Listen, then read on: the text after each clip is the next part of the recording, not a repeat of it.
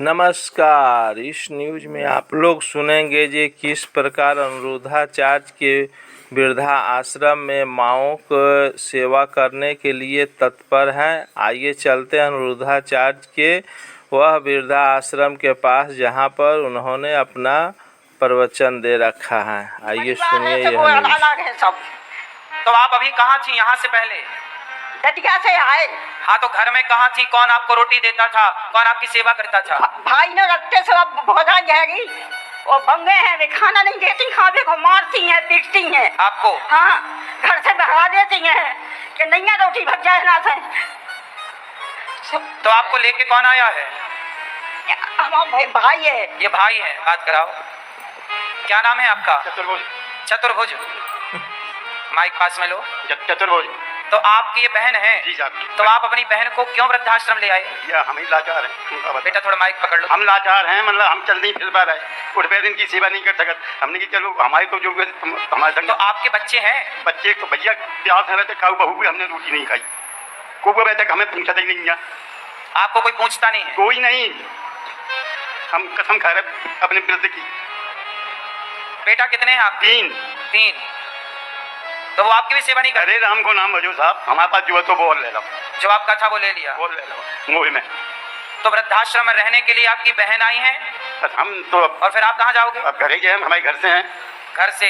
तो आपकी पत्नी है? हाँ, वृद्ध है बीवी। वो भी वृद्ध है? हाँ, वो देवी झुक गई हैं। तो फिर आप दोनों की सेवा कौन करता है जब आपके बच्चे नहीं करते? भाई खाना वाना बनाओ की सेवा की जरूरत नहीं है, मालिक सेवा करे हमारी। अच्छा, भैरवनाथ। तो ये बहन है आपकी? ये बहन है। सगी बहन है? सगी। हमारी सामने शादी भी 57 में शादी है इनकी, 1997 में। तो फिर आपकी बहन आपके साथ कितने साल से थी? कम से कम 15-20, जब से पति मारे जब से हमारे पास संग हैं। 15 साल से आपके साथ? 15-20 साल से हमारे जब से आदमी और हमारी संग रखे। तो 20 साल से आपके साथ है। अब तो इनकी आयु लगभग पूरी होने को आई, कुछ साल बचे, थोड़ा और रखते। हमसे तो साहब हम खुद लाचार है, नहीं तो हम आते काय के दाने।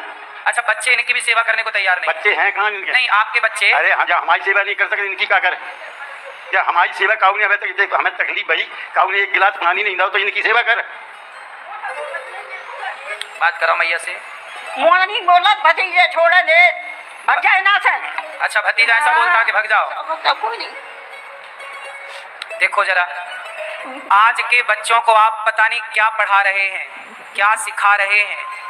इतना पढ़ लिख कर यदि इंसान से प्रेम ना हुआ, इंसानियत से प्रेम ना हुआ, आप इतना पैसा कमा रहे हैं और आपके घर के बूढ़े यदि भूखे हैं, प्यासे हैं, तो दौलत का करोगे क्या? इसलिए हाथ जोड़ के कहता हूं सबसे, बच्चों को 1-2 क्लास कम ही पढ़ाना, पर बड़ों का सम्मान करना जरूर सिखाना, बुजुर्गों का आदर करना, इंसान मानव जाति की सेवा करना सिखाना। मैं कम पढ़ा लिखा हूँ, आपके बच्चे तो कॉलेज में पढ़ते होंगे, बड़े महंगे महंगे स्कूलों में पढ़े होंगे। अनिरुद्धाचार्य तो सरकारी स्कूल में ही पढ़ा है, प्राइवेट स्कूल में हम पढ़े हैं। तो आपसे बताए थे एक दिन के 20 रुपए महीना देते थे, फीस 30 रुपए थी, पर हमारे पिताजी गरीब, तो 20 रुपए हाथ विनती जोड़ के वहाँ 10-20 रुपए महीना वाले स्कूल में हम पढ़े हैं। हम ज्यादा पढ़े नहीं, पर सेवा मानव जाति की करने को ही हम अपना भजन मानते हैं, अपनी भक्ति मानते हैं। अब बताओ, ये माँ के भतीजों ने, अब भाई तो लेके ही आए हैं, भाई भतीजों ने जब वृद्धाश्रम की तरफ भेजा, तो बताओ ये माँ जरूरतमंद है कि नहीं? इनकी सेवा करना हमारा धर्म है कि नहीं? हमारे द्वार पर कोई आए तो ये माँ आई द्वार पर, और ये अतिथि बनकर आई, तो ये हमारी अतिथि भी हैं और माँ भी हैं। तो 2-2 रिश्ते हैं, तो 2 प्रकार के रिश्तों को निभाना हमारा कर्तव्य हुआ कि नहीं?